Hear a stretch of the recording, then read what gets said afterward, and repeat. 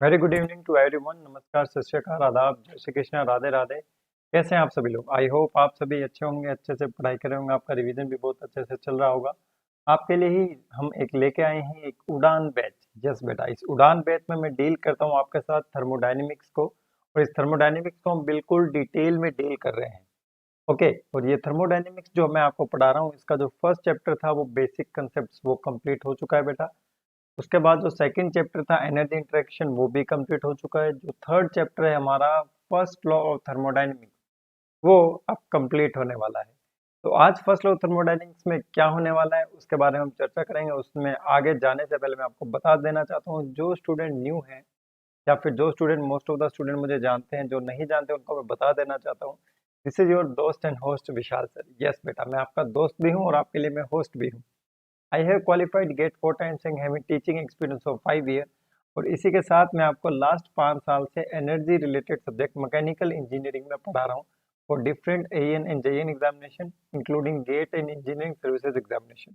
और अगर आप मेरे साथ जुड़ के अनअकैडमी पर प्रिपरेशन करना चाहते हैं, you can use my referral code Vishal 11 to get the 10% instant discount.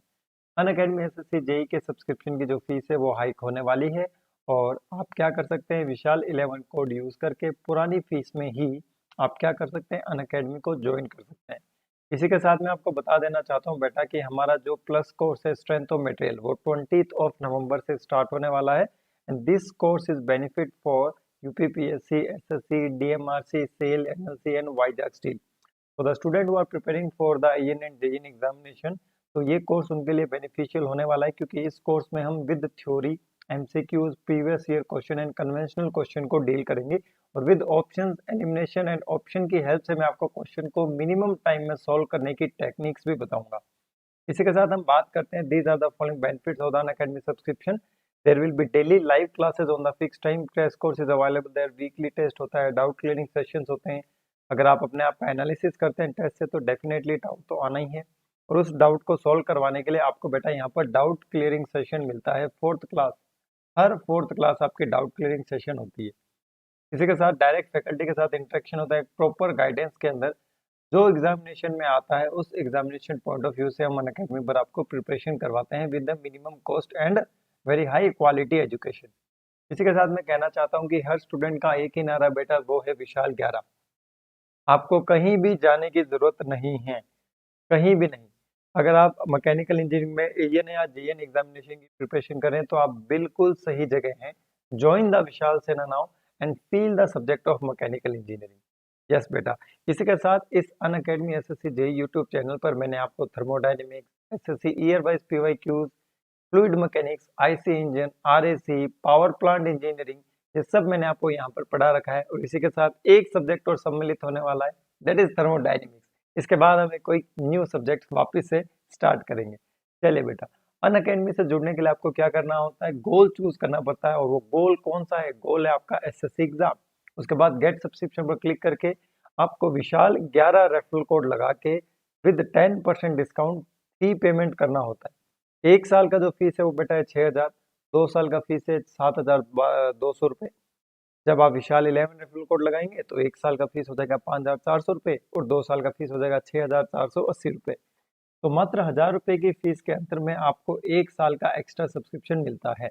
और जो बच्चे लोग इस फीस को एक साथ नहीं भर सकते हैं, वो इस फीस को ईएमआई के हेल्प से भी भेज सकते हैं। ठीक है, चलिए बेटा, और ये मेरा टेलीग्राम चैनल है, आप इससे जुड़ के अपने नॉलेज को इन्हेंस कर सकते हैं। जो भी पीडीएफ पीपीटी है वो आपको इस टेलीग्राम चैनल में उपलब्ध हो जाएगा, है ना, इस टेलीग्राम चैनल में। चलिए बेटा, अब हम हमारे सेशन को स्टार्ट करते हैं। जो आज का जो हमारा सेशन है ये काफ़ी इंपॉर्टेंट होने वाला है, क्योंकि आज के हमारे इस सेशन में हम दो चीज़ें करने वाले हैं। पहला चीज़, जो हमने ओपन सिस्टम अभी कंप्लीट किया है, स्टडी फ्लो एनर्जी इक्वेशन, उसकी हेल्प से हम क्या करने वाले हैं, हम ओपन सिस्टम के लिए जो वर्क डन का फॉर्मूला होता है उसको डिराइव करने वाले हैं। इसी के साथ अनस्टडी फ्लो एनर्जी इक्वेशन जो होती है उसके बारे में भी आज हम क्या करने वाले हैं, चर्चा करने वाले हैं। तो चलिए बेटा, शुरुआत करते हैं हमारे स्टडी फ्लो एनर्जी इक्वेशन की हेल्प से। चलिए बेटा, तो सबसे पहले हम बात करते हैं हमारी steady flow energy equation. Sir, steady flow energy equation क्या होती है? Sir, steady flow energy equation is very simple. It is equals to U one plus P1 V1 plus C1 square divide by 2000 plus आपका Z1 plus Q divide by M is equals to U2 plus P2 V2 plus C2 square divide by 2000 plus GZ2 plus W ठीक है बेटा। तो ये हमारी क्या है, study flow energy equation है। कौन सी इक्वेशन है? Study flow energy equation. ये स्टडी फ्लो एनर्जी इक्वेशन हम वहां लगा सकते हैं जहां हमारे सिस्टम में टाइम के रिस्पेक्ट में कोई भी प्रॉपर्टी चेंज नहीं हो रही है। टाइम के रिस्पेक्ट में कोई भी प्रॉपर्टीज चेंज नहीं हो रही है। चलिए आगे बढ़ें। ओके बेटा, आई थिंक ये इक्वेशन आप सभी को याद होगी, है ना? सभी को याद, ये वाली इक्वेशन सभी को याद रहनी चाहिए। ठीक है, चलिए आगे बढ़ते हैं। देखिए जरा, अब हम बात करते हैं work done in open system. Expression of work done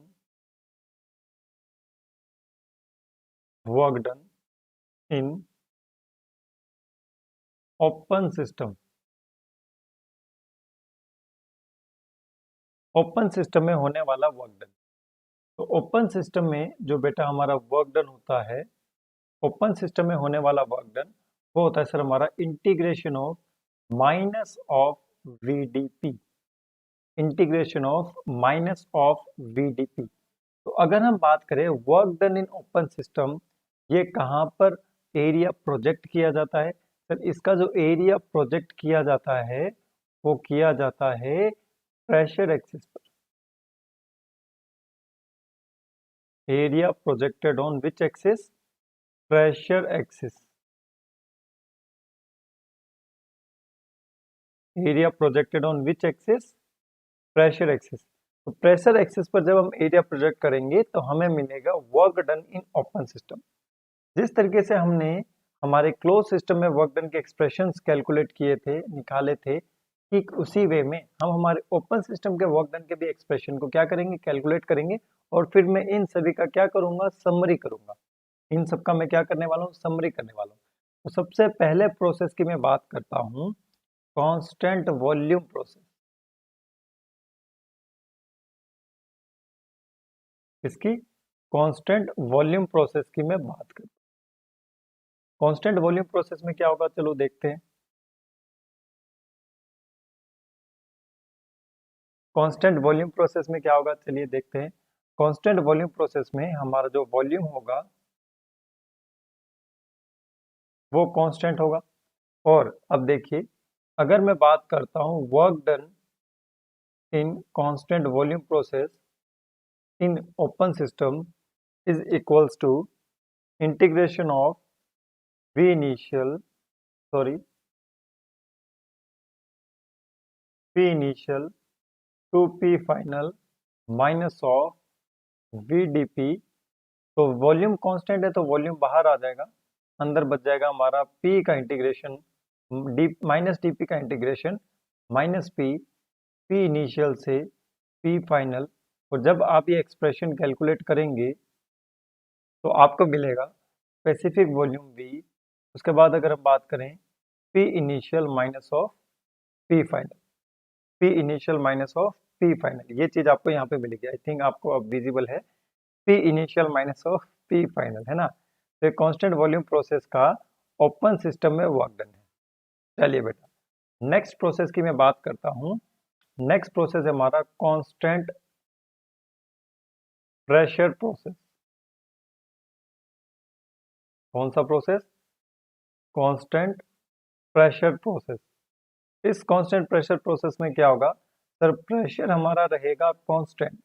अगर प्रेशर कांस्टेंट रहेगा तो चेंज इन प्रेशर हमारा जीरो के इक्वल होगा। चेंज इन प्रेशर हमारा जीरो के इक्वल होगा। और अगर चेंज इन प्रेशर हमारा जीरो के इक्वल होगा तो work done in constant pressure process in an open system is equals to zero. Is equals to zero, है ना? क्योंकि माइनस VDP होता है। माइनस ऑफ VDP होता है ना, तो DP जीरो है, तो work done in constant pressure process भी क्या रहेगा, जीरो रहेगा। चलिए थर्ड प्रोसेस की मैं बात करता हूँ। थर्ड प्रोसेस होगा हमारा कांस्टेंट टेम्परेचर प्रोसेस।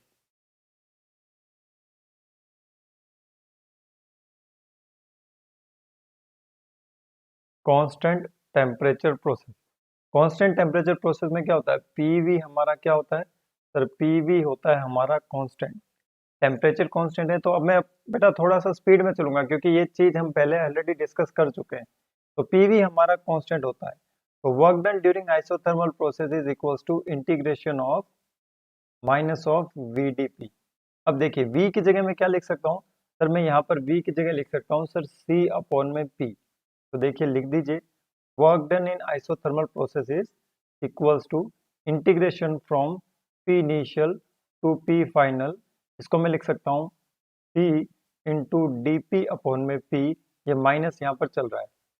और जब मैं इस एक्सप्रेशन को सिंप्लीफाई करता हूँ तो देखिए मुझे क्या मिलता है, जब मैं इस एक्सप्रेशन को सिंप्लीफाई करूंगा तो देखिए क्या मिलेगा, इस एक्सप्रेशन को सिंप्लीफाई करने से आपको मिलेगा work done during isothermal process is equals to minus of C in bracket, इसका आपका DP अपॉन P का हो जाएगा ln P, आपकी पावर यहाँ से सॉरी लिमिट्स आ जाएगी P इनिशियल से P फाइनल। तो ये क्या होगा, माइनस का C in bracket ln P final minus ln P initial. तो ये हो जाएगा सर हमारा C in bracket ln P initial minus ln P final log A minus log B is log A upon में B। तो CLN ये हो जाएगा हमारा P इनिशियल अपॉन में P फाइनल। और हमें ये भी पता है कि P initial upon P final होता है हमारा V फाइनल अपॉन में V इनिशियल इन आइसोथर्मल प्रोसेस, इन आइसोथर्मल प्रोसेस। अब ये एक्सप्रेशन देख के आपको थोड़ा सा अचंभा आना चाहिए, क्या कि सर ये वाला जो एक्सप्रेशन है, ये एक्सप्रेशन बिल्कुल एग्जैक्टली वैसा ही एक्सप्रेशन आ रहा है जैसा हमारा क्लोज्ड सिस्टम में आया था, जैसा हमारा क्लोज्ड सिस्टम में आया था। ऐसा कैसे पॉसिबल है, बिल्कुल पॉसिबल है बेटा। चलिए अब मैं बताता हूँ आपको कैसे पॉसिबल है ना, बताना भी तो पड़ेगा ना कि कैसे पॉसिबल है। अब देखिए बेटा यहाँ पे देखिए, हमें पता है वी नो दैट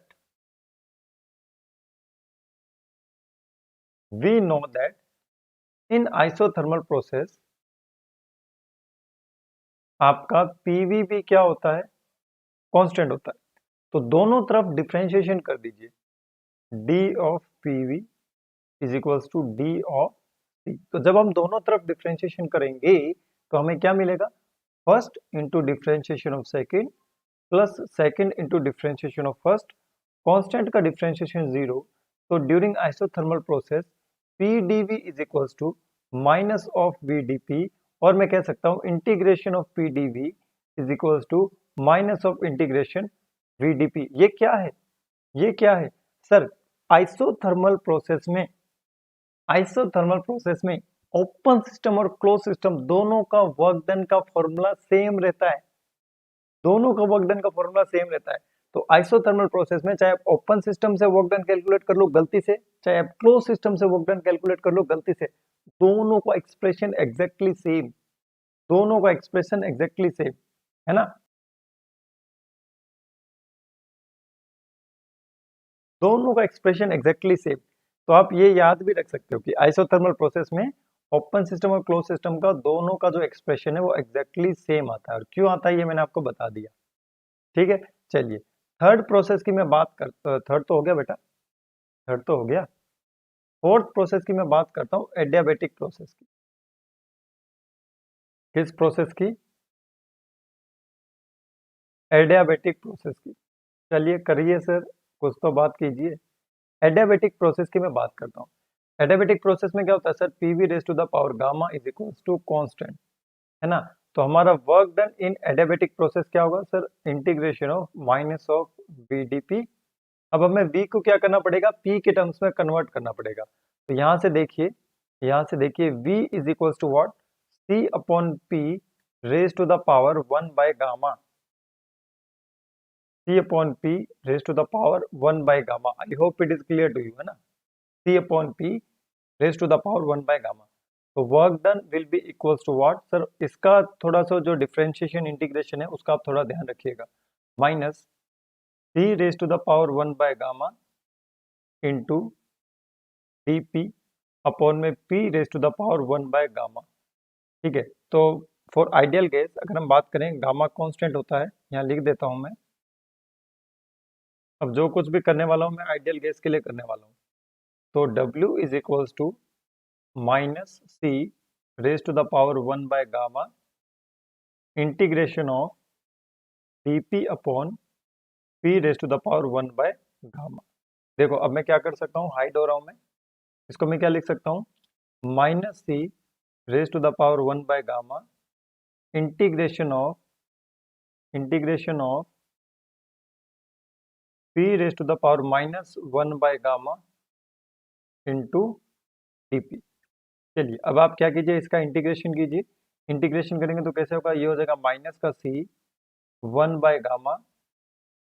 अब यहाँ P इनिशियल से P फाइनल लिमिट्स भी पुट कर दीजिए। तो यहाँ क्या बचेगा देखिए, ये हो जाएगा P raise to the power minus 1 by gamma plus 1 divide by minus 1 by gamma plus 1। Is it visible to you? मुझे नहीं लग रहा ये विजिबल है। अच्छा, तो वापस लिखता हूँ मैं, माइनस 1 बाय गामा प्लस 1 और डिवाइड में भी क्या आएगा, माइनस 1 बाय गामा प्लस 1। तो यहाँ क्या हो जाएगा, P इनिशियल से P फाइनल हो जाएगा, है ना। P इनिशियल से P फाइनल हो जाएगा। I hope it is clear to you. क्या सबको क्लियर है? ये थम्स अप करके बताइए जरा।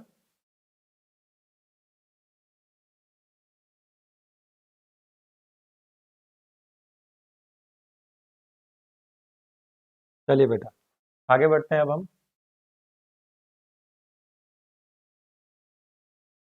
सेम एक्सप्रेशन में वापस लिख रहा हूँ, सेम एक्सप्रेशन में वापस लिख रहा हूँ।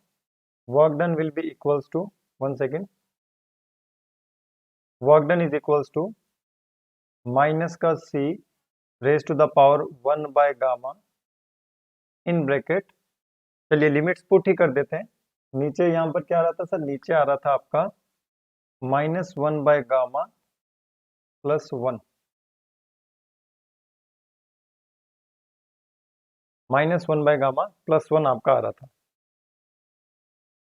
अंदर क्या आएगा देखिए, P final raise to the power, इसको सॉल्व कर लीजिए, ये क्या हो जाएगा, gamma minus 1 divide by gamma minus P initial gamma minus 1 divide by gamma. Simplify करेंगे इसको, gamma minus 1 divide by gamma, तो ये क्या होगा, gamma upon gamma minus 1, minus अंदर भेज दीजिए, P initial gamma minus 1 upon में gamma minus P final gamma minus 1 upon में गामा। ठीक है, चलिए work done is equals to gamma upon में गामा माइनस 1, गामा अपॉन में gamma minus 1 in bracket. P का वैल्यू हम क्या रखेंगे, P initial V initial gamma multiply by P initial raise to the power 1 multiply by P initial raise to the power minus 1 upon में gamma. ऐसा ही कुछ बनेगा ना, एक सेकेंड, इसमें कहीं गड़बड़ हुआ है, देखने दो मुझे।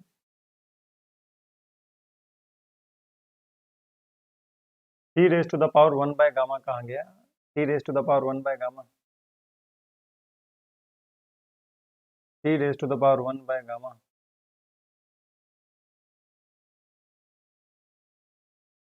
चलिए वापस लिखता हूँ मैं, T raise to the power 1 by gamma multiply by P initial raise to the power gamma minus 1 divide by gamma minus C 1 by gamma P final raise to the power gamma minus 1/गामा, है ना। सावधानी हटी दुर्घटना घटी, T का power 1/गामा। देखिए P V gamma is equals to C. अब दोनों तरफ 1/गामा पावर कर दो, है ना, 1/गामा। तो यहाँ क्या होगा, P V gamma whole to the power 1/गामा is equals to C raise to the power 1/गामा।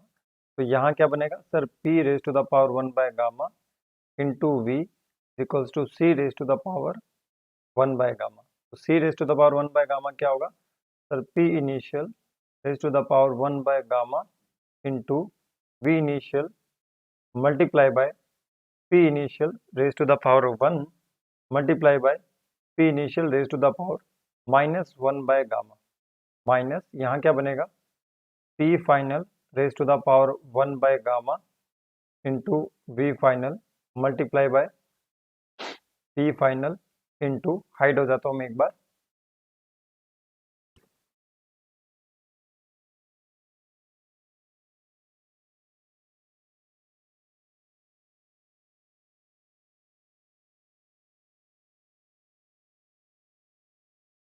अब देखिए P final raise to the power -1/गामा, है ना। अब देखिएगा ये वाली पावर और ये वाली पावर कैंसिल आउट, ये वाली पावर और ये वाली पावर कैंसिल आउट। तो वर्क डन का फॉर्मूला क्या आएगा, गामा अपॉन में gamma -1 in bracket P initial V initial minus P final V final. इसको मैं और क्या लिख सकता हूँ, इसको मैं लिख सकता हूँ gamma in bracket P initial minus P final V final divide by gamma -1। और इसको मैं क्या लिख सकता हूँ, गामा टाइम्स ऑफ, ये क्या है भैया, ये तो work done in close system है। ये क्या है, ये वर्क डन इन क्लोज्ड सिस्टम है। घुसा दिमाग में, बिल्कुल बिल्कुल बिल्कुल, सिंपल सा एक्सप्रेशन, सिंपल सा एक्सप्रेशन है ये, सिंपल सा expression. Is it clear, is it clear. तो देखिए क्या एक्सप्रेशन है, अभी मैं आपको वापस बताता हूँ क्या एक्सप्रेशन है। देखिए जरा, कि work done in adiabatic process in open system is equals to gamma times of work done in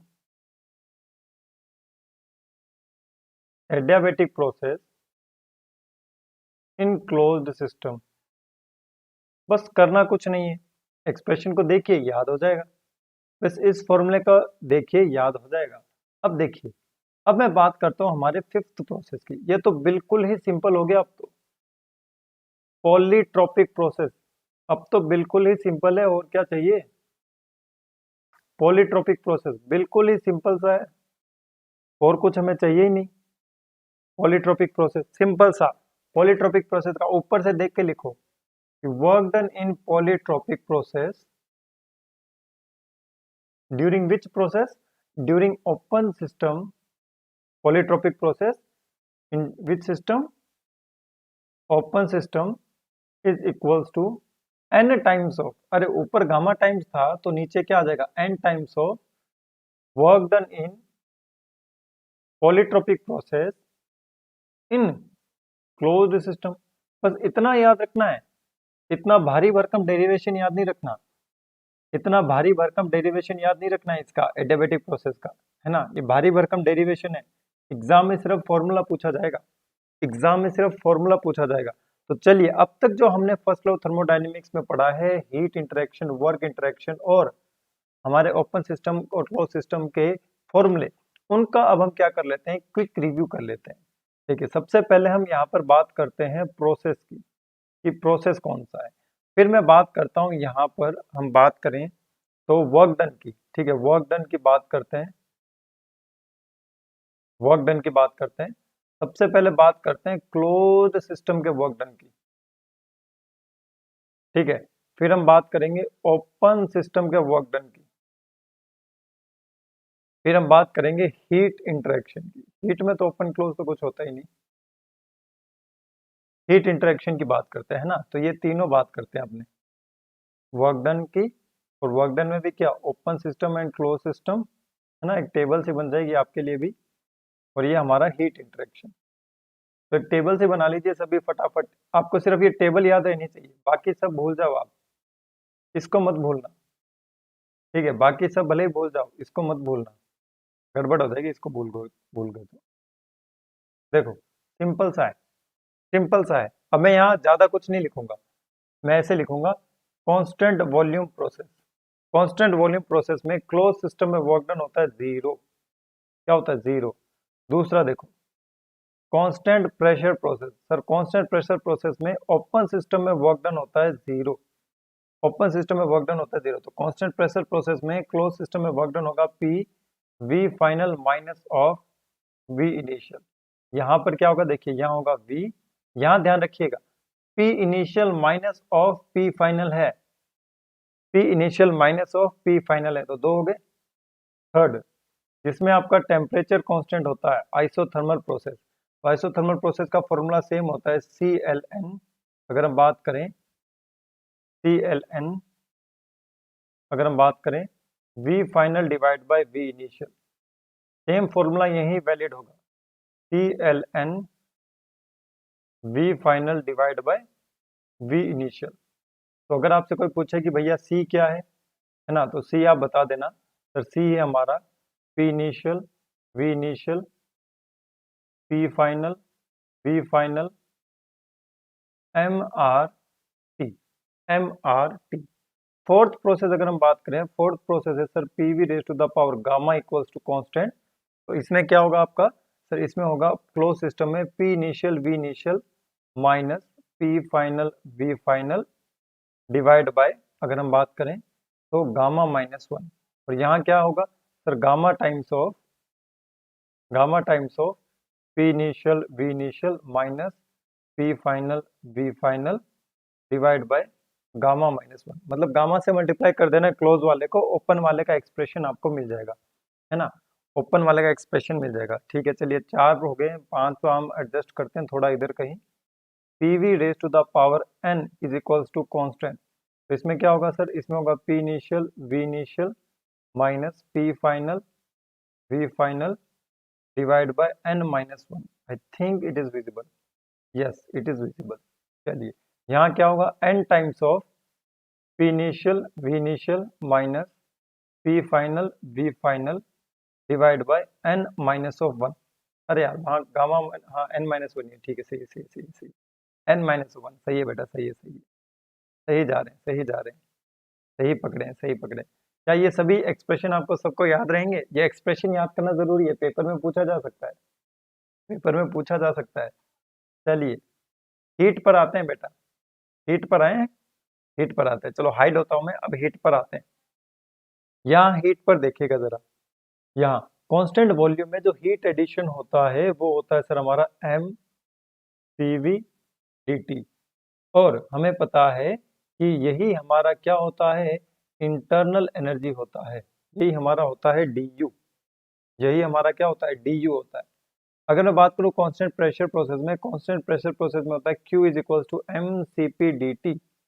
और यही हमारा क्या होता है, यही हमारा होता है dH। कांस्टेंट टेम्परेचर प्रोसेस में, कांस्टेंट टेम्परेचर प्रोसेस में सर हमारा डेल Q ही हमारा डेल W होता है, CLN V final divide bye V initial, CLN V final divide bye V initial. Sir adiabatic process में हीट इंटरेक्शन जीरो होता है, और पॉलीट्रोपिक प्रोसेस में होता है sir gamma minus n divide by gamma minus one in bracket P initial V initial minus P final V final divide by n minus of one, n minus of one. और polytropic specific heat negative कब होती है, जब आपके n की value 1 और gamma के बीच में लाई करती है। n की वैल्यू क्या करती है, 1 और गामा के बीच में लाई करती है। आनंद आया बेटा, मजा आया, मजा? हम सब करके बताओ, इसका स्क्रीनशॉट ले लो, मजा आया तो बताओ बेटा, मजा आना चाहिए। क्या होना चाहिए, मजा आना चाहिए। चलिए, अब देखो धांसू चीज मैं आपको बताने वाला हूँ। क्या बताने वाला हूँ? धांसू चीज। कैसी धांसू चीज? अब मैं आपको प्रूव करके बताने वाला हूँ कि एडियाबेटिक प्रोसेस में हीट इंटरेक्शन जीरो होता है। ठीक है, आपके सामने क्वेश्चन है, मेंस का ये क्वेश्चन हो सकता है कि प्रूव दैट अगर हम क्या प्रूव करना चाहें कि there is no heat interaction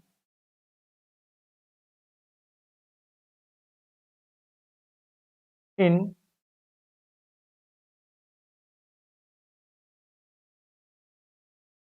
adiabatic process. एडियाबेटिक प्रोसेस में कोई भी हीट इंटरेक्शन नहीं होता, ये प्रूव करके बता दो। चलिए करते हैं, चलिए करते हैं।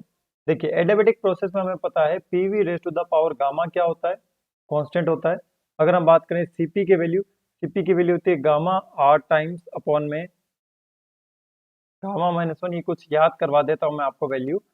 पीवी की वैल्यू होती है सर आर अपॉन में gamma minus one, R upon में गामा माइनस वन। चलिए, फर्स्ट लॉ थर्मोडायनेमिक्स लगाइए। तो del Q is equals to, हमें क्या प्रूव करना है? डेल क्यू जीरो के बराबर होता है। अभी हमें नहीं मालूम है कि डेल क्यू कितना होता है।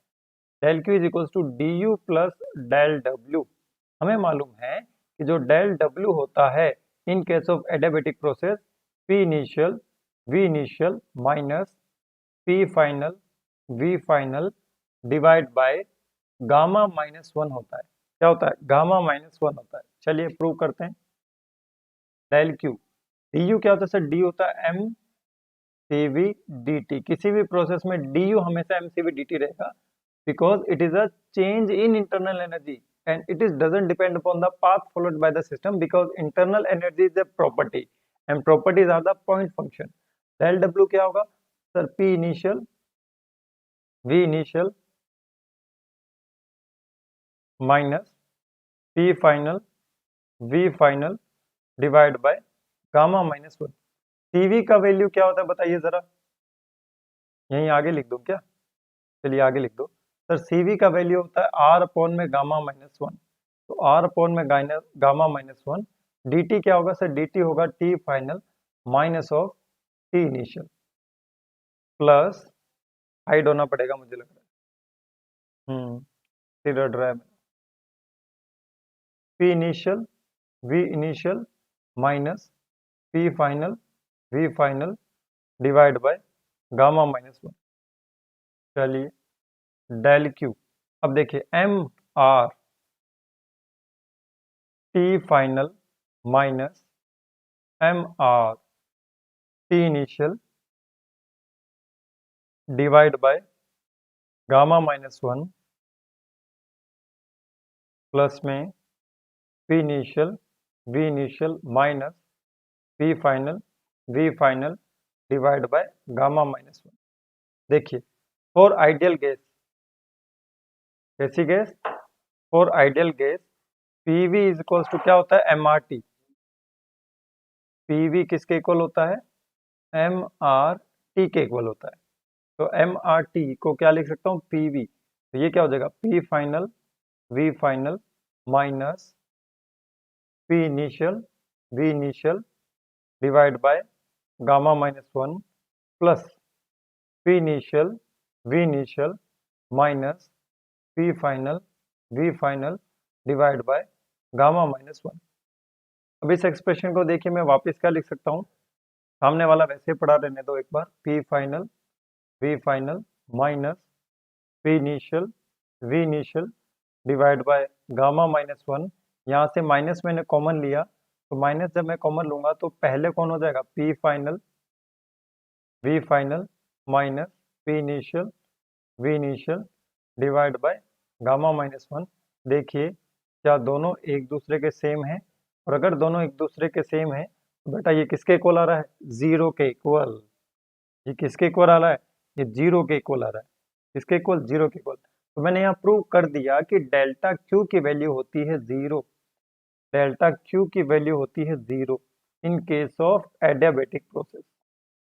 In case of which process? एडियाबेटिक प्रोसेस। क्या ये चीज सबको क्लियर हुई बेटा? क्या ये चीज सबको क्लियर हुई? है ना। चलिए, वेरी गुड। नाउ अब मैं एक चीज और आपके सामने प्रूव करना चाहूंगा, एक चीज और मैं आप सभी के सामने प्रूव करना चाहूंगा। अब वो देखिए वो क्या है, वो देखिए क्या है। अब देखिए जरा, आपको क्या प्रूव करना है ये आपको मैं बताता हूँ। आपको ये प्रूव करना है कि एडियाबेटिक प्रोसेस में PV raise to the power gamma constant होता है। अब देखिए दो चीजें, पहली चीज क्या है कि एडियाबेटिक प्रोसेस में हीट इंटरेक्शन जीरो होता है, ये तो मैंने प्रूव कर दिया। अब मैं ये प्रूव करूंगा कि एडियाबेटिक प्रोसेस में PV raise to the power gamma constant होता है। ठीक है, तो दो चीजें प्रूव करनी आपके एग्जामिनेशन में आ सकती है। आपको यहाँ पर प्रूव करना है, prove that PV raised to the power gamma is constant for adiabatic process। तो क्वेश्चन में दे रखा है कि एडियाबेटिक प्रोसेस है ना। क्वेश्चन में दे रखा है कि एडियाबेटिक प्रोसेस है, तो एडियाबेटिक प्रोसेस का मतलब हीट इंटरेक्शन जीरो है। एडियाबेटिक प्रोसेस का मतलब हीट इंटरेक्शन जीरो, ये क्वेश्चन में गिवन है। अब हमें हीट इंटरेक्शन जब जीरो होगा, अगर ये क्वेश्चन में गिवन होगा, तो उसके लिए हमें प्रूव करना है PV raise to the power gamma equals to constant. बिल्कुल सा सिंपल है। देखिए, जैसे ही हमने उसमें किया था अभी जस्ट थोड़ी देर पहले फर्स्ट लॉ थर्मोडायनेमिक यूज करके, यहाँ भी मैं फर्स्ट लॉ थर्मोडायनेमिक ही यूज करूंगा, क्योंकि मुझे सेकंड लॉ थर्मोडायनेमिक्स नहीं मालूम है ना। तो देखिए यहाँ पर क्या होगा, यहाँ पर होगा फ्रॉम फर्स्ट लॉ थर्मोडायनेमिक्स। यहाँ लिखूं क्या मैं, चलिए लिख लेता हूँ। First law of thermodynamics, first law thermodynamics से क्या होगा सर, फर्स्ट लॉ थर्मोडायनेमिक्स से del Q is equals to D U plus del W, del Q is equals to D U plus del W. Is it clear? चलिए, हाँ बिल्कुल clear है। और adiabatic process del Q zero होता है, तो ये किसके इक्वल होगा सर, ये D U plus del W के इक्वल होगा। तो डी यू किसके इक्वल होगा सर, डी यू हमारा माइनस ऑफ डेल डब्ल्यू के इक्वल होगा, माइनस ऑफ डेल डब्ल्यू के इक्वल होगा। अगर मैं मानता हूं कि मेरा प्रोसेस रिवर्सिबल प्रोसेस है, कैसा प्रोसेस है, रिवर्सिबल प्रोसेस है, तो रिवर्सिबल प्रोसेस के लिए डेल डब्ल्यू की वैल्यू क्या होगी, माइनस ऑफ पीडीवी। यहाँ पे डेल डब्ल्यू की जगह क्या आ जाएगा, minus, minus of del W की जगह क्या आ जाएगा, पीडीवी। क्या आ जाएगा, पीडीवी आ जाएगा। Is it clear? चलिए, अब एक इक्वेशन, इसको इक्वेशन नंबर डाल दीजिए 1। एक इक्वेशन आपने देखा है कि H is equals to U plus P V, small H लेंगे, आप पूरा ही ले लो। H is equals to U plus P V, है ना। H is equals to U plus P V. तो देखिए, D H is equals to sir D U plus P D V plus V D P. और ये D U plus P D V क्या होता है, देखिए D U plus P D V ये क्या है सर, ये D U plus P D V है हमारा डेल क्यू, और डेल क्यू हमारा किसके इक्वल है, जीरो के इक्वल है। अरे डी यू किसके बराबर है, माइनस पी डी वी के। तो जब मैं यहाँ माइनस पी डी वी रखूंगा तो minus P D V plus P D V, ये एक्सप्रेशन कैंसिल्ड आउट हो जाएगा। तो डी एच मेरा किसके इक्वल आएगा सर, डी एच मेरा इक्वल आएगा वी डी पी के। So this is the equation number 2, this is the equation number 2। अब देखिए, अब मैं आपको क्या कहता हूँ, अब मैं कहता हूँ आपको equation 2 divide by equation 2 divide by equation 1, equation 2 divide by equation 1। तो D H divide by D U is equals to minus of, ये हो जाएगा वी डी पी, और ये हो जाएगा पी डी वी।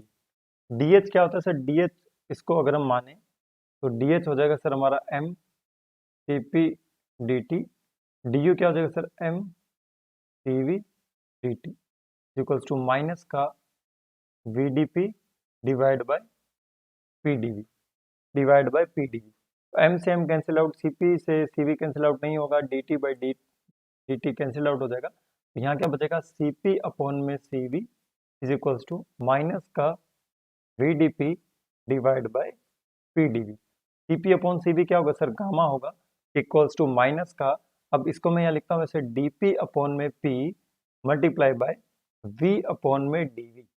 तो वी अपॉन में डी वी को मैं यहाँ ले जाता हूँ, है ना। एक मिनट रुकना बेटा, वी अपॉन डी वी को मैं वहाँ ले जाता हूँ, तो हाइड होना पड़ेगा बेटा मुझे। चलिए जी, मैं हाइड हो जाता हूँ। ये क्या होगा,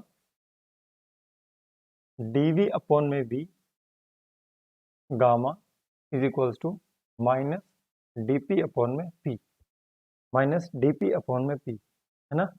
चलिए माइनस dp अपॉन p को इधर ले आइए, तो dp अपॉन में p plus gamma times of dv upon में v इज इक्वल्स टू 0।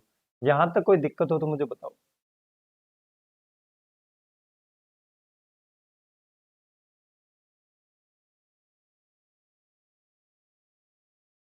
यहाँ तक कोई दिक्कत है तो बताओ बेटा। dp अपॉन में p plus gamma dv upon में v, गामा dv अपॉन में v, है ना। जितना मेरे पास है सबको सब मैं डिलीवर करने की आपको कोशिश कर रहा हूँ। अब देखिए जरा, मैं नेक्स्ट पेज पर आ रहा हूँ, नेक्स्ट पेज पर मैं आता हूँ। देखिए मैंने अभी क्या निकाला है, मैंने निकाला है सर dp अपॉन में p plus gamma times of dv upon में v इज इक्वल्स टू 0। अब मैं क्या करता हूँ, इनका इंटीग्रेशन कर देता हूँ। जब मैं इनका इंटीग्रेशन करूंगा तो dp अपॉन p का इंटीग्रेशन होगा ln p plus gamma constant है, dv अपॉन v का इंटीग्रेशन होगा ln v is equals to 0 का इंटीग्रेशन होगा कांस्टेंट, कांस्टेंट का डिफरेंशिएशन 0 होता है, 0 का इंटीग्रेशन कांस्टेंट होगा। तो ln p प्लस गामा आगे पावर में चला जाएगा v के, तो v की power gamma is equals to constant. तो ये क्या होगा, log a plus b log ab, तो log pv gamma is equals to constant. तो यहाँ क्या आएगा, pv gamma is equals to e की पावर कांस्टेंट, तो मैं लिख सकता हूँ pv raise to the power gamma is equals to constant. तो ये देखिए अपनों ने प्रूव कर दिया, हमें यही तो प्रूव करना था, pv raise to the power gamma is constant for adiabatic process. तो it is hence proved, it is hence proved. तो मैंने आपको यहाँ ये चीज भी प्रूव कर दी है कि एडियाबेटिक प्रोसेस में pv raise to the power gamma क्या होता है, कांस्टेंट, और एडियाबेटिक प्रोसेस में हीट इंटरेक्शन क्या होता है, 0। तो ये दो चीजें मैंने आपको यहाँ पर प्रूव करके बताई है कि दो हमारा ऐसा होता है, ठीक है, ये दो हमारा ऐसा होता है। चलिए यहाँ तक कोई डाउट हो तो प्लीज लेट मी नो। हाँ थोड़ा सा फास्ट चल रहे हैं बेटा अपने, ठीक है, क्योंकि हमें चीजें बहुत ज्यादा कवर करनी है ना, चीजें बहुत ज्यादा हमें कवर करनी है, इसलिए ये ऐसा हो रहा है आपसे। लेकिन अगर फिर भी आपको लगता है कि समझ में कम आ रहा है तो आप कमेंट सेक्शन में कमेंट कर सकते हैं कि सर ये चीज़ हमें समझ में नहीं नहीं आई है, तो मैं उसको क्या करूँगा, नेक्स्ट क्लास में कंसिडर कर लूँगा, ठीक है। चलिए एक क्वेश्चन और कर लेते हैं प्रूव वाला, आप कहो तो, आप कहो तो एक क्वेश्चन और कर लीजिए, प्रूव वाला कर सकते हैं क्या, है ना। प्रूव वाला एक क्वेश्चन और कर लेते हैं। Prove that Cp minus Cv is equals to R। इस इक्वेशन का नाम है मेयर्स इक्वेशन। कौन सी इक्वेशन है, ये मेयर्स इक्वेशन है। तो आइडियल गैस के लिए Cp माइनस Cv का जो वैल्यू होता है वो किसके इक्वल होता है, सर Cp माइनस Cv का वैल्यू होता है वो हमारे R के इक्वल होता है, और ये हमें प्रूव करना है, हमें ये क्या करना है, प्रूव करना है। कर सकते हैं क्या आप ये प्रूव, बताइए जरा।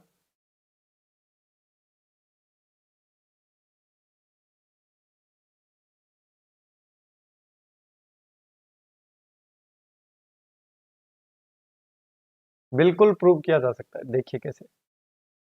H आपको मालूम है कि H किसके इक्वल होता है, तो H is equals to U plus PV। यहाँ से ये चीज प्रूव की जा सकती है। और आपको पता है for ideal gas, for ideal gas PV किसके इक्वल होता है, सर पीवी हमारे एम आर टी के इक्वल होता है, और आर कांस्टेंट होता है आइडियल गैस के लिए। तो एच को मैं क्या लिख सकता हूँ sir, H is equal to U plus M R T. अब देखिए डिफ्रेंशिएशन कर दीजिए, तो ये क्या हो जाएगा, D H is equal to D U plus M R D T. D H क्या होगा सर, डी एच होगा M C P D T, D U क्या होगा sir, M C V D T. अब हाइड होना पड़ेगा भाई, minus plus plus M R D T. तो M M M cancel out, D T D T T T cancel out, तो C P will be equals to C V plus R. और हम यही तो चाहते थे, C P minus C V is equals to R. तो ये भी हमने यहाँ पर क्या कर दिया है, प्रूव कर दिया है। मेयर्स इक्वेशन भी आप इस तरीके से अपने मेंस एग्जामिनेशन में भी प्रूव कर सकते हो। ये मेंस एग्जामिनेशन का क्वेश्चन है बेटा, भारी क्वेश्चन है ये, भारी मस्त वाला क्वेश्चन है ये जो अभी हमने तीनों चीजें प्रूव की है, ये आपके मेंस एग्जामिनेशन के पॉइंट ऑफ व्यू से बहुत ही ज्यादा इंपॉर्टेंट है, बहुत ज्यादा इंपॉर्टेंट है। चलिए अब हम क्या करने वाले हैं, हमारे इस फर्स्ट लॉ का आज हम क्या करने वाले हैं, कल्याणम करने वाले हैं। आज हम इसको कंप्लीट करने वाले हैं, ठीक है, कल्याणम करते हैं इसका। अब देखिए, अब हम बात करते हैं अनस्टडी स्टेट एनर्जी इक्वेशन। इसकी अनस्टडी स्टेट एनर्जी इक्वेशन। यहां तक कोई डाउट है तो मुझे आप बताइए।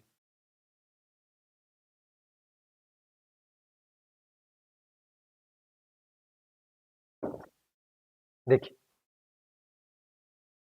सिंपल सा है बिल्कुल, थर्मोडायनेमिक्स बड़ी शानदार सब्जेक्ट है, अगर आप इसको ध्यान से पढ़ेंगे तो आपको बहुत कुछ सीखने को मिलेगा। आपको यहाँ पर मैं दो हथियार दूंगा, है ना, दो गोलियां दूंगा। अब देखिए, अनस्टडी स्टेट का पहले तो मतलब समझते हैं। अनस्टडी स्टेट का मतलब क्या है? अनस्टडी स्टेट का मतलब है कि properties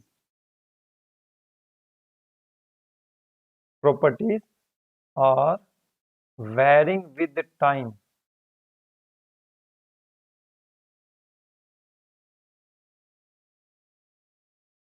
properties are varying with time, properties time के साथ वेरी कर रही है। क्या कर रही है? प्रॉपर्टी टाइम के साथ वेरी कर रही है। उसका मतलब क्या है? Mass flow rate at entry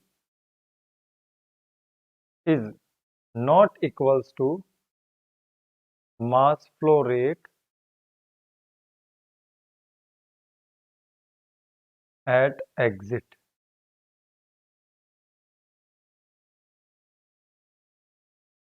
Mass flow rate at entry is not equals to mass flow rate at exit.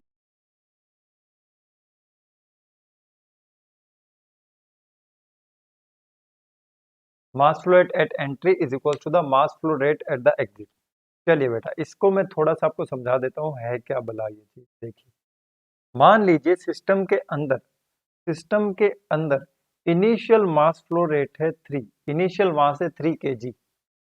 यहाँ से आपका मास जाता है मान लीजिए 5 kg और बाहर निकलता है हमारा 2 kg। तो कुछ समय पश्चात इस 3 का क्या हो जाएगा, 1 सेकंड बाद 3 का क्या होगा, देखिए 5 अंदर जाता है, 2 निकलता है, तो ये 6 हो जाएगा। कितना हो जाएगा? 6 हो जाएगा। कॉमन सेंस लगाना। देखो ये आपका सिस्टम है, इसमें आपका मास है 3, है ना। दूसरा एग्जाम्पल ले रहा हूँ, इसमें मान लीजिए मास अंदर जाता है 5 और निकलता है बाहर 6। जब बाहर 6 निकलेगा तो ये 3 का क्या हो जाएगा बताओ, अंदर जा रहा है 5, निकल रहा है 6, तो ये 3 का क्या हो जाएगा, 3 का हो जाएगा 2। तो अंदर का मास फ्लो रेट इंक्रीज भी हो सकता है, अंदर का मास फ्लो रेट डिक्रीज भी हो सकता है। ये डिपेंड करता है कि आपका एंट्री और एग्जिट पर क्या मास फ्लो रेट है। अंदर का मास इंक्रीज भी हो सकता है, अंदर का मास डिक्रीज भी हो सकता है। तो बट यहाँ पर कंजर्वेशन ऑफ मास वैलिड होगा। कंजर्व ऑफ मास क्या होता है? कंजर्वेशन ऑफ मास, देखिए कंजर्वेशन ऑफ मास क्या होता है, ये आपका पहला हथियार है, कंजर्वेशन ऑफ मास।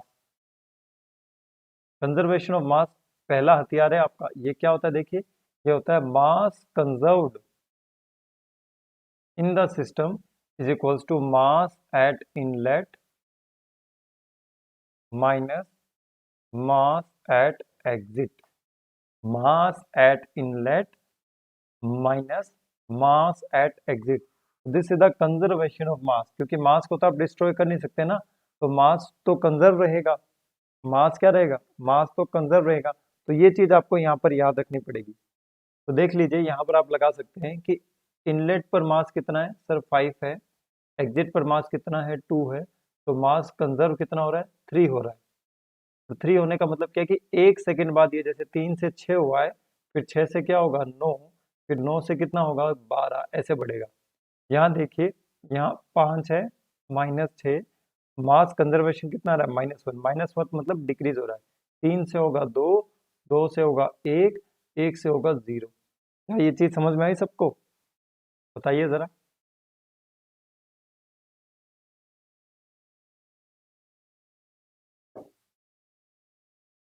बिल्कुल। चलिए, ये तो कंजर्वेशन ऑफ मास था। ठीक इसी तरीके से कंजर्वेशन ऑफ एनर्जी भी आप यहाँ लगा सकते हो।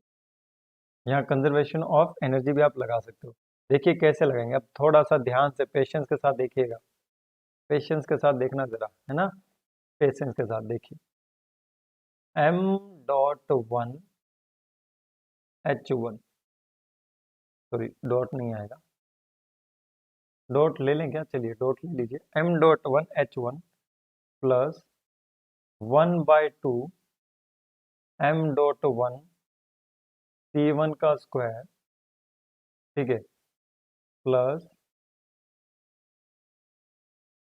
m.1 z1 plus q dot, dot मतलब ये रेट आ रहा है, ठीक है, रेट है ये, rate equals to m.2 h2 plus 1/2 m.2 c2 का square plus m.2 z2 plus w dot, plus w dot. अब अगर आप इसको किलो जूल पर सेकंड में ले रहे हो तो इसके नीचे आ जाएगा आपका 2000 और इसके नीचे आ जाएगा हमारा 1000, इसके नीचे आ जाएगा 2000 और इसके नीचे आ जाएगा 1000 आ जाएगा। तो this is the unsteady flow energy equation. अगर m.1 m.2 इक्वल हो जाएंगे तो आप स्टडी फ्लो एनर्जी इक्वेशन में चले जाओगे। किसमें चले जाओगे? स्टडी फ्लो एनर्जी इक्वेशन में चले जाओगे।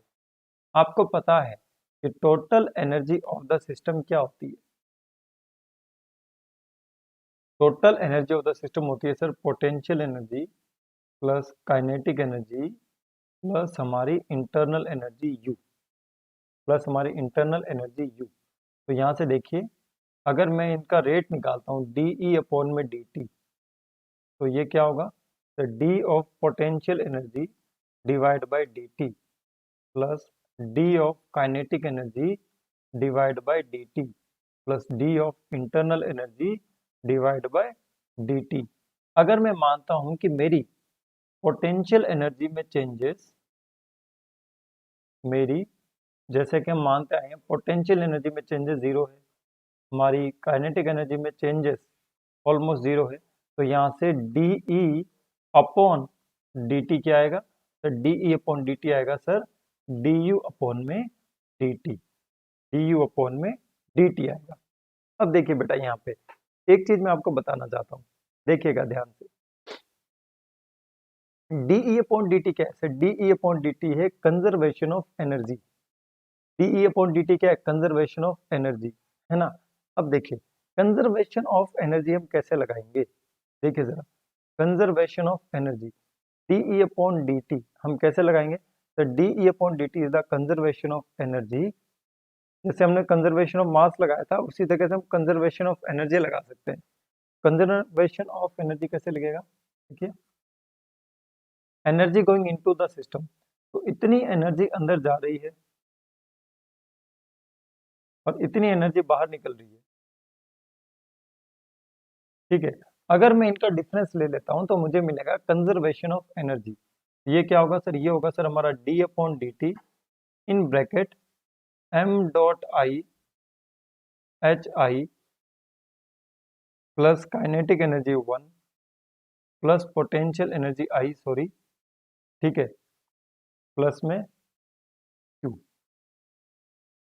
माइनस ऑफ, हाइड होना पड़ेगा बेटा मुझे, d अपॉन में D T in bracket m e h e plus kinetic energy e plus potential energy E plus W। तो यहाँ से डी ई अपॉन में डी टी क्या आएगा? तो D E upon D T will be equals to, अगर हम ये वाली एजम्पशन यूज में लेते हैं यहाँ पे, तो ये किसके इक्वल आएगा सर? ये इक्वल आएगा हमारे m.i hi plus q, energy going into the system is the energy into minus m.e h e plus w। सिर्फ ये वाली इक्वेशन याद रखनी है बेटा आपको, सिर्फ ये वाली इक्वेशन। बात आ रही है समझ में?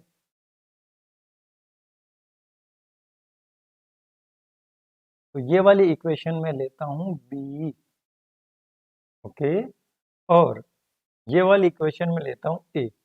तो कंजर्वेशन ऑफ मास और कंजर्वेशन ऑफ एनर्जी, ठीक है, हाईलाइट कर देता हूं मैं ये वाली, है ना, कंजर्वेशन ऑफ मास और कंजर्वेशन ऑफ एनर्जी। इन दोनों इक्वेशन का यूज करके आप कोई भी अनस्टडी फ्लो सिस्टम का, कोई भी अनस्टडी फ्लो सिस्टम का एनालिसिस कर सकते हो, ठीक है, कोई भी अनस्टडी फ्लो सिस्टम का आप एनालिसिस कर सकते हो। और ऐसा नहीं है, इस पर हम क्वेश्चन भी करेंगे बेटा, आपको पता चलेगा कि किस तरीके से एग्जामिनेशन में क्वेश्चन पूछा जाता है, ठीक है, इस तरीके से एग्जामिनेशन में क्वेश्चन पूछा जाता है, ये भी हम डील करेंगे। तो इस बारे में आप बिल्कुल भी टेंशन मत लीजिएगा कि सर अनस्टडी फ्लो जो एनर्जी क्वेश्चन है ये देखने में बहुत हार्ड सी लग रही है, इसको हम अप्लाई कैसे करेंगे। तो इसके हम सारे क्वेश्चन जो आपके एग्जामिनेशन में आए हुए हैं उन सभी क्वेश्चंस को डील कर लेंगे। तो देखो आज की क्लास में बेटा हमने क्या किया है अभी बताता हूँ मैं आपको। तो आज की जो क्लास थी, आज की क्लास में हमने क्या किया है, सबसे पहले हमने स्टडी फ्लो एनर्जी इक्वेशन का क्या किया था, एक रिव्यू लिया था। उसके बाद हमने वर्क डन ओपन सिस्टम देखा था, सर ये माइनस ऑफ वीडीपी होता है, it is area projected on the pressure axis. तो कांस्टेंट वॉल्यूम प्रोसेस में ये होगा V P initial minus P final, pressure में जीरो हो जाएगा। कांस्टेंट टेम्परेचर में वही एक्सप्रेशन आएगा जो आपके क्लोज सिस्टम में आ रहा था, और इसी के साथ एडियाबेटिक में आएगा गामा टाइम्स ऑफ क्लोज, और आपके पॉलीट्रोपिक में आएगा एन टाइम ऑफ क्लोज्ड में। फिर मैंने आपको एक टेबल बना के दी थी, ये टेबल आपको यहाँ पे याद रखनी है। इसी के साथ मैंने आपको यहाँ पर बताया था कि एडियाबेटिक प्रोसेस में आपका हीट इंटरेक्शन जीरो के इक्वल होता है, ठीक है, ये आप यहाँ से देखिएगा। और इसी के साथ ये चीज़ भी आपको याद रखनी है कि एडियाबेटिक प्रोसेस में P V raise to the power gamma constant होता है, इसको भी हमने प्रूव किया था। इसको प्रूव करने के साथ साथ हमने यहाँ पर ये भी प्रूव किया था कि ये जो मेयर्स इक्वेशन होती है C P minus C V, इसको भी प्रूव किया जा सकता है, इसको भी प्रूव किया जा सकता है। उसके बाद मैंने आपको अनस्टडी एनर्जी क्वेश्चन बताई थी, जिसमें आपको एक चीज याद रखनी है, conservation of mass, mass inlet minus mass exit. और एक चीज आपको ये याद रखनी है, D upon D T, conservation of energy. और ये डी अपॉन डी टी कुछ नहीं है, डी अपॉन डी टी है, ये डी अपॉन डी टी की जगह डी अपॉन डी टी लिख सकते हो, is equals to M dot I H I plus Q minus M dot T H E plus W. तो ये दो इक्वेशन आप याद रखोगे, इन दोनों इक्वेशन से आपकी अनस्टडी फ्लो एनर्जी इक्वेशन है। इस आपकी अनस्टडी जितने भी सिस्टम होते हैं वो सभी सिस्टम की जो प्रॉब्लम है वो सॉल्व हो जाएगी, ठीक है बेटा। चलिए अब हम बात करते हैं बेटा हमारे कोर्स की। हमारा कोर्स 20 तारीख को आने वाला है, ठीक है, उससे आप जुड़ सकते हैं। इसी के साथ मैं आपको बताना चाहता हूँ कि आपने अगर मुझे अनअकैडमी पर अभी तक फॉलो नहीं किया तो आप मुझे अनअकैडमी पर फॉलो कर लीजिएगा। आपको URL टाइप करना है unacademy.com/@macvishal, @macvishal, ये आपको क्या करना है, टाइप करना है, ठीक है बेटा। चलिए इसी के साथ मैं आपको बताना चाहता हूँ कि ये बेटा हमारे फेसबुक ग्रुप है, यहाँ से आप जुड़ सकते हैं, अपने डाउट पोस्ट कर सकते हैं। ये हमारा टेलीग्राम चैनल है, इस यूट्यूब चैनल का अनअकैडमी SSC JEE। आप मेरे टेलीग्राम चैनल से भी जुड़ सकते हैं, विशाल 11 से। और ये हमारे डिफरेंट यूट्यूब स्टडी चैनल है जिनसे जुड़ के आप अपनी प्रिपरेशन को इन्हेंस कर सकते हैं। ये हमारा गेट का चैनल है, ये हमारा इंजीनियरिंग पाठशाला GS टर्मिनल नॉन टेक्निकल का चैनल है अनअकैडमी SSC JEE। तो अकॉर्डिंग टू यू आप हमारे चैनल से जुड़ सकते हैं बेस्ड ऑन योर रिक्वायरमेंट, ठीक है बेटा। और इसी के साथ मैं आप सभी लोगों से अलविदा लेना चाहूँगा। Thank you for watching this session. आपका अपना कीमती समय देने के लिए बहुत बहुत आप सभी का धन्यवाद। इसी तरह मुस्कुराते रहिए, सुरक्षित रहिए घर पे। Bye bye, take care, best of luck, stay home, stay safe. जय हिंद, जय भारत।